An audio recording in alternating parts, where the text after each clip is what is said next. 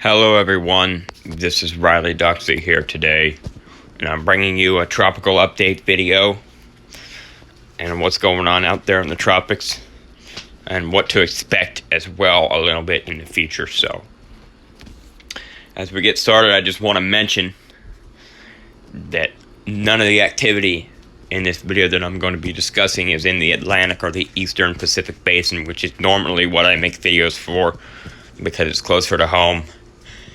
But as of now, there is nothing in those basins. There is the remnants of Flossie in the Eastern Pacific, but that's really not worth mentioning. But what I do want to talk about is what's going on in the Western Pacific Ocean, which is the most active tropical cyclone basin in the world. And as you can clearly see, there's a lot of active systems over there right now.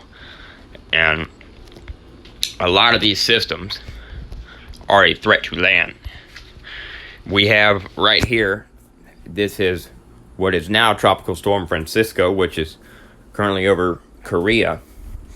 It made landfall yesterday in Japan as a typhoon. The official intensity was a Category 1, 85 miles an hour at 969 millibars at the time of landfall. However, I do think that when a post-analysis is conducted on the storm, that there's probably a pretty decent chance that it will be upgraded to a Category 2. But nonetheless, either way, that does not really change the impacts that that Francisco made to Japan and currently the impacts that it's bringing to South Korea. So, as we take a look here at Tropical Storm Francisco, this right here is the JTWC forecast tracks. You can see the winds now are down to 50 miles an hour, and as you've seen just now, the pressure is up to 995 millibars. And it's just right there over the tip of South Korea. It's expected to curve hard to the east while it interacts with the mid-latitude baroclinic zone, which is going to cause it to undergo extratropical transition.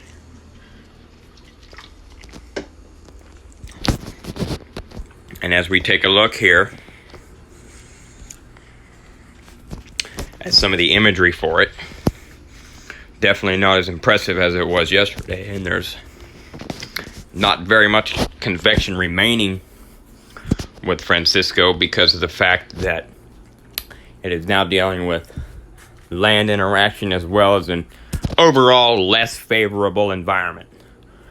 But regardless of this, and regardless of Francisco transitioning into an extratropical system, it is still bringing impacts as a tropical storm at this time to South Korea and a little bit of North Korea as well. So, there's the loop. You can see how it continues to degrade in structure due to land interaction and an overall less favorable environment. Francisco, however, did end a streak in the Western Pacific Basin that was the second longest streak ever without a typhoon. But that streak ended yesterday with Francisco's landfall in Japan as a typhoon, which it underwent a brief period of rapid strengthening before it made landfall, and it had previously dealt with dry air entrainment for the majority of its lifespan, but it overcame that due to the warm seas near Japan and was able to get a spark of life towards the end before landfall. So that's mostly it for Francisco. And now the biggest story right now in the tropics is definitely, without a doubt, Tropical Storm Lekima, which is breathing down the neck of a typhoon status. And as you can see, an eye may be starting to develop there in the latest frames. The current intensity is 70 miles an hour and 980 millibars. And that is expected to increase a lot over the course of the next few days. As we take a look here, this is the Joint Typhoon Warning Center's track on Lekima and their intensity forecast. As you can see, they're expecting this thing right here to ramp up to 90 knots, which would be the equivalent of a 105 mile an hour Category 2 storm. But I personally think, in my opinion, that I would not be all that surprised if it was able to get a little bit stronger than that before it comes across the coast of Taiwan, which is where it's expected to hit now. And it's worth noting that, as you can see, there's a wide cone here. A wide cone. So the uncertainty associated with this is high still. And if I was in the Japanese islands, the Ryukyu Islands, I would continue watching this as well, because even though the track has shifted west and it's kind of zoning in on Taiwan now, there's still uncertainties that remain in both the track and the intensity of this. So anybody that's in the cone definitely must pay attention to this, because there's just a lot of uncertainty remaining of where it'll go and how strong it'll be. Thankfully, that is slowly starting to become a little bit more clear, but there's still a lot of uncertainty associated with this. And as we take a look at the imagery, and as I switch it over here to Lekima,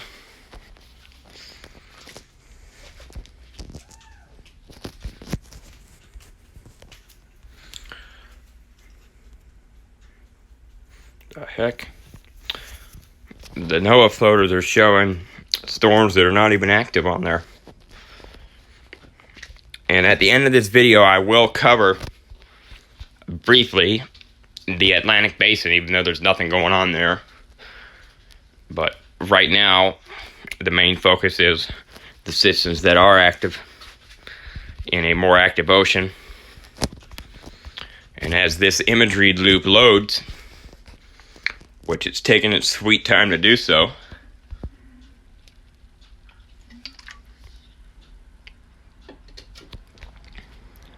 I'm gonna have to come back to that, it appears. Or actually, my bad, I clicked on the wrong one. Now it's beginning to load. And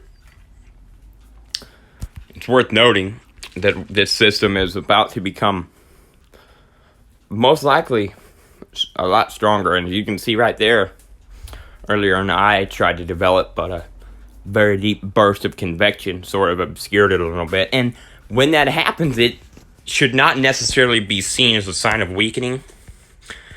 It should, because the storm is still strengthening at this time, it should just be looked at as what I like to call overtopping, where a convective burst obscures a developing eye, which is quite common in a developing system and may happen until the eye gets stable enough to hold itself.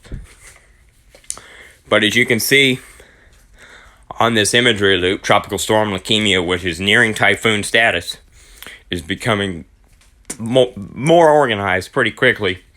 And the environment ahead of this thing is only going to favor it to become stronger than what it is. And it is possible this becomes a major typhoon. I definitely don't think you can rule out Category 3, or maybe even briefly Category 4. But either way, this is going to be headed likely towards Taiwan.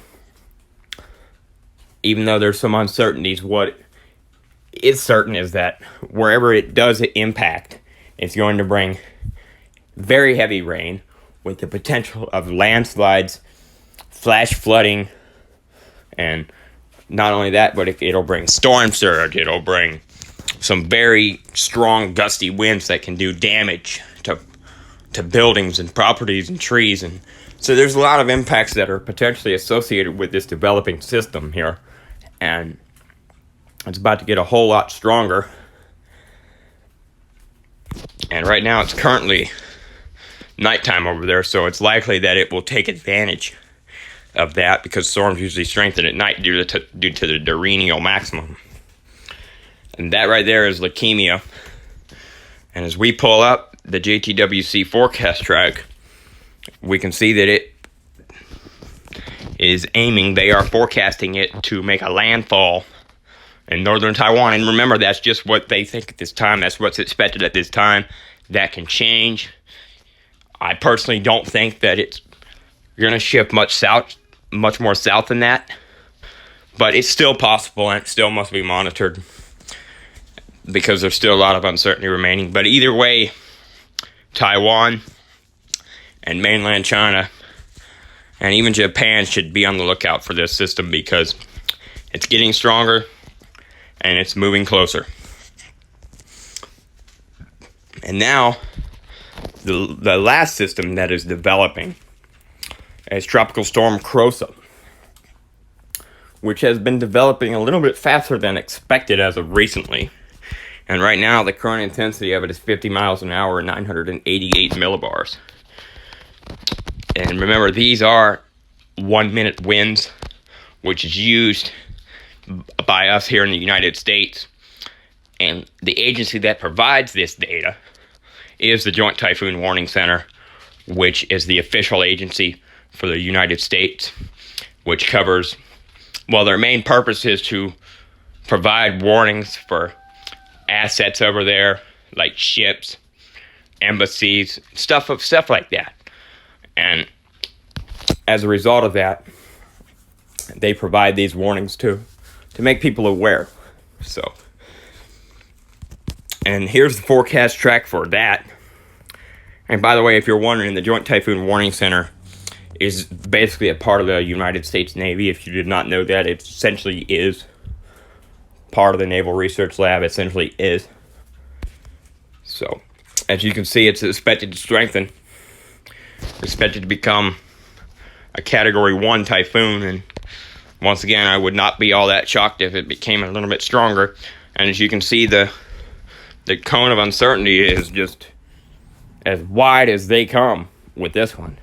And the reason why all these systems, except for Francisco, has such a wide cone of uncertainty, and the reason why the intensity in the track is so many uncertainties more than usual, is because the way these systems are interacting with each other and the environment. For example, the reason why Lekimia's track has went to the west as opposed to going to the Japan islands as originally is because Francisco went farther south, and therefore it kind of pulled it over to the west a little.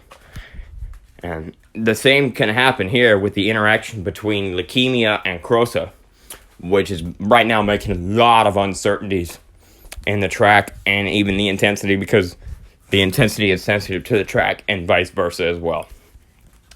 So with a lot of uncertainties there, anybody that's anywhere in Japan definitely needs to watch this one, because there's a lot of uncertainty and there's a lot of potential impacts that could be associated with this system.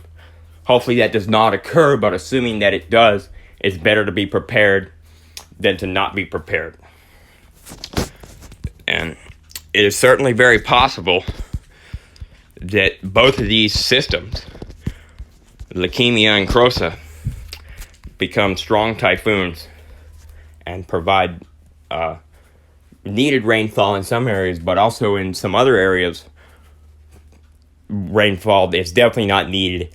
And that would potentially cause landslides, catastrophic flash flooding, and the list goes on with the potential impacts associated with these systems. But I'm going to continue to monitor this, and I'm enjoying tracking these systems, but at the same time, I'm a little bit concerned about the potential impacts that they could bring and what could happen if people don't take this seriously. So if you're watching my video from Taiwan, Japan, China, the Philippines, wherever, make sure that you take note of this and prepare accordingly and listen to the local officials around you and follow the advice and the recommended action to do so. And it's better to be safe than sorry. But anyways, that pretty much is going to do it for the video.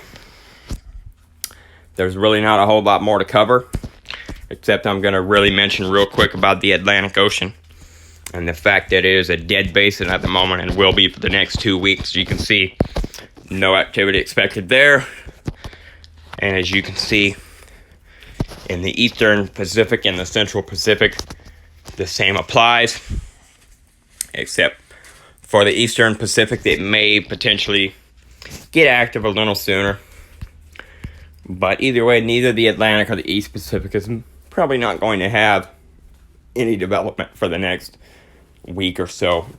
And the Atlantic more so for 2 weeks or a little longer. So with that being said, that pretty much concludes the video. Right here is a look at the flow and the circulation of all three of these tropical systems that I've mentioned. But that concludes the video. Hope everybody enjoyed watching it. And again, if you are in the path of any of these storms, please prepare for them. Please take it seriously. Please do what you have to do to make sure that you're ready for it. And for those that are not, hope for the best for those that are, and enjoy tracking these systems. And I'm glad I was able to provide this video update, and I hope everybody enjoyed watching it. And until the next tropical video, which I will release whenever it warrants, I will see you next time. Thank you.